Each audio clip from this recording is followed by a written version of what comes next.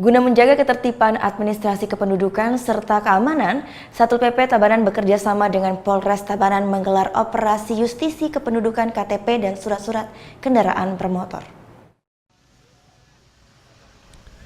Tim gabungan dari Polres dan Satpol PP Kabupaten Tabanan menjaring ratusan pengendara sepeda motor di seputaran Jalan Bypass Insinyur Soekarno, Tabanan. Razia yang berlangsung sekitar 2 jam ini mendapatkan sebanyak 18 pengendara yang kedapatan tidak membawa kartu tanda penduduk. Sebagian besar mereka yang tidak membawa KTP tersebut beralasan KTP-nya masih dalam proses pengurusan.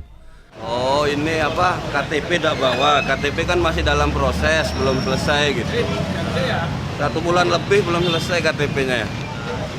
Itu alasannya kenapa Pak dari sana Pak? Ya entahlah katanya formulir apa-apa gitu, nanti setelah selesai foto di Despenduk itu KTP dikirim ke desa. Kepala Satpol PP Tabanan Wayan Sarba menjelaskan, razia gabungan bersama unsur kepolisian, kejaksaan, dan pengadilan ini bertujuan untuk menjaga tertib administrasi kependudukan.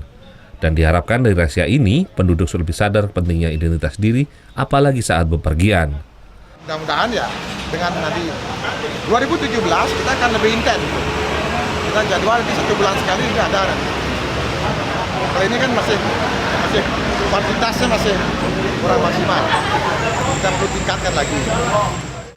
Sementara para pengendara yang tidak membawa KTP tersebut langsung dilakukan tindakan dengan mengikuti sidang di tempat dan membayar sejumlah denda sesuai dengan perda yang berlaku. Sidang di tempat juga berlaku bagi pengendara yang tidak membawa SIM maupun STNK. Surya Sanjaya melaporkan untuk NET.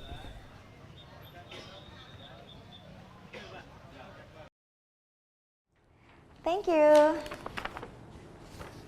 Udah selesai nonton beritanya? Jangan pergi dulu dong. Subscribe dulu dan nonton tayangan lainnya di sini. Subscribe, nonton lagi. Subscribe, nonton lagi.